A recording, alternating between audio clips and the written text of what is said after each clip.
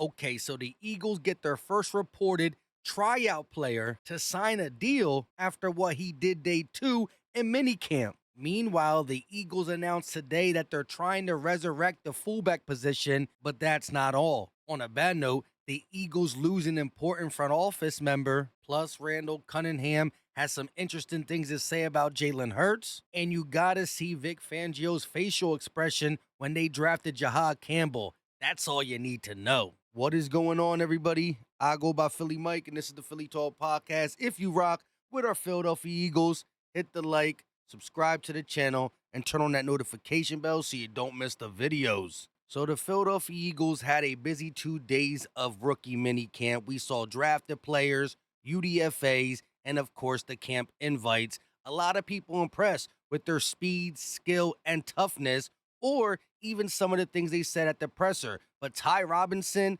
aka the Vanilla Gorilla, was a monster. We got to see this again. The strength, speed, and size is just there.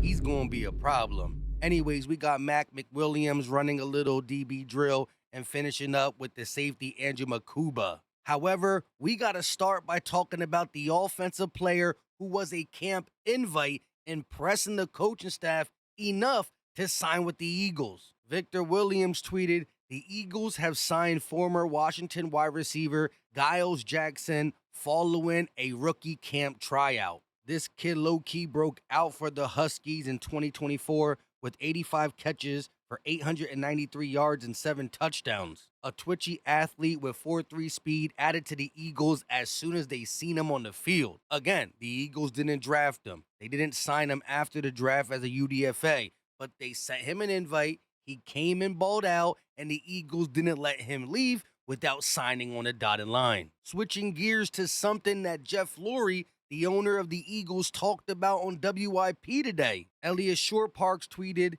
he said, and I quote, "We are going to try to resurrect the fullback position." Now, mind you, later this month, we're going to officially find out if the tush push, aka brotherly shove, will be banned or not. Meanwhile, the Eagles are making sure they can still convert on short yardage situations, although a quarterback sneak with Jalen Hurts in this offensive line will be perfectly fine. Last year, Ben Van Sumeren played a little bit of fullback until he got hurt. Now they make the official change. He's a full-time fullback. We also brought in tight end Harrison Bryant, who has taken some quarterback sneaks and or fullback snaps for the Raiders. Lastly, we got Ty Robinson, aka the Vanilla Gorilla, who of course we signed as a D tackle, but he said at his opening press conference he played fullback on 8 possessions in Nebraska, and they scored on 7, whether it's him blocking for the running back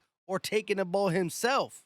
These are all things that the Eagles can utilize if the brotherly shove officially is banned, and we'll find that out later this month in May for sure.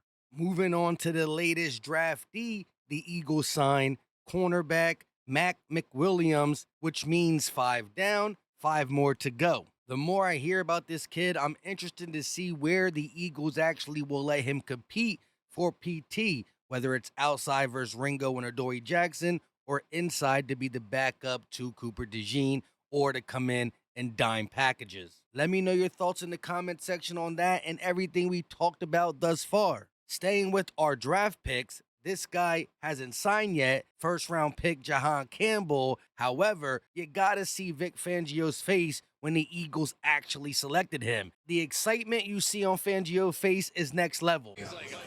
Hey, you got Jihaad Campbell. Can you believe that? Can you believe that? You knew he'd be there. All right, we're taking Jihaad Campbell, guys. First of all, he doesn't really get giddy like that. This just goes to show you how much Fangio and the Eagles really wanted him. Forgot to mention Bobby King. Look how much he's cheesing the linebacker coach, and rightfully so. Now, before we get to some bad news, like the Eagles losing an important front office member, plus A.J. Brown got engaged, and instead of people congratulating him, they're talking about who was and wasn't there, and more on the scouts and Howie Roseman and how they crushed day 3 of the NFL draft. But first, let's hear a word from our sponsor. This Mother's Day, get her something that she will love. Matter of fact, you will love it too. Like Raycon's Everyday Earbuds. Their earbuds have tens of thousands of 5-star reviews online, and their latest model is better than ever with a 32-hour battery life and multiple connectivities that let you pair with 2 devices at once. Plus, this is new. They got a quick charge function. 10 minutes of charging yields you 90 minutes of battery. And don't worry, if your recipient is for some reason not as impressed as I am, Raycon offers you a 30-day happiness guarantee and easy returns. So go to buyraycon.com/PhillyMike to get 20% off site-wide. Once again, click the link in the description box below or go to buyraycon.com/PhillyMike to get 20% off site-wide. I already got mine and my Mother's Day gift on order. Go get yours.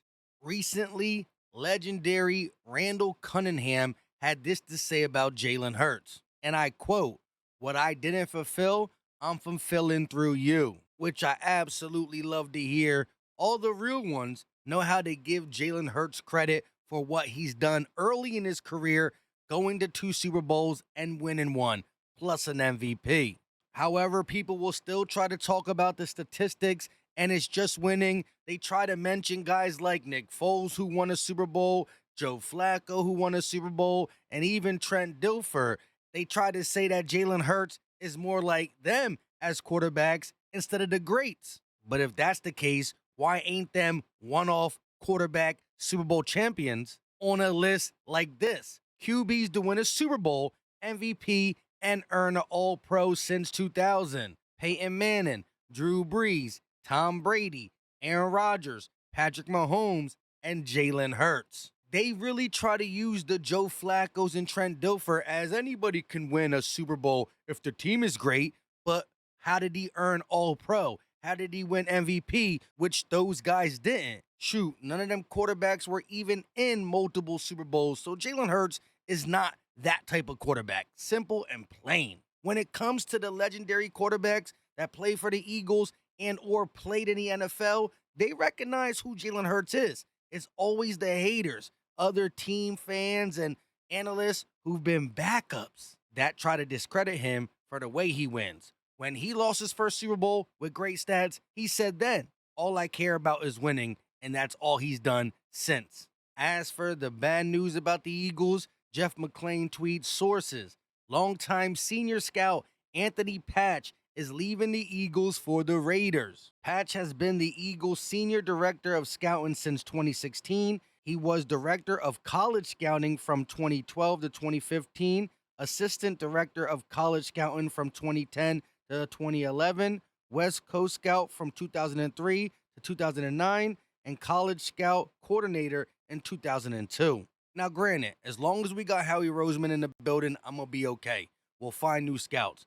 But it is unfortunate to lose guys who've been with the organization for over 20 years. He put in 23 years of work, starting as a college scout, working his way all the way up to senior director of scouts. And who's to say he wasn't making his best scouting decisions the last couple years when we've been great? Again, we still got Howie. That's just one person. I wish him the best with the Raiders, but people like what we've been doing in the draft, so they're going to continue to steal from our organization. Flipping things over to A.J. Brown, who did get engaged, I just want to say congratulations to him and his fiancée Kelsey on their engagement. Ring number 2 for A.J. Brown. As most Eagle fans were excited for him on Twitter, a couple people pointed out, hold up, where's Jalen Hurts? Why wasn't he at your engagement? Simply because of the picture that was posted showing a couple Eagle players, all different position groups,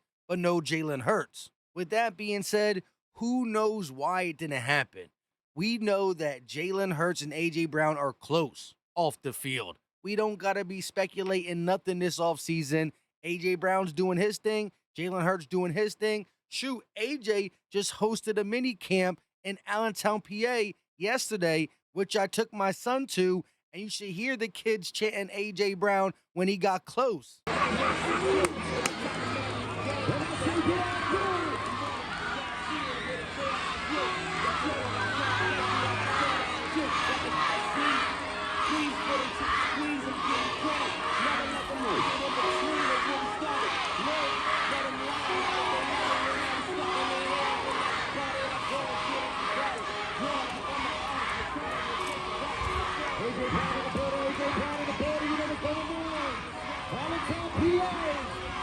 They had a bunch of stations set up for drills, all different age groups. Here's my son, little hop step. I don't think he got him. That was the kick return drill. They had footwork, speed drills. They had a bunch of stuff where you can get a little bit more physical on the other side. I couldn't really record them, but my son had a fun time. He got to take a picture with AJ Brown one-on-one.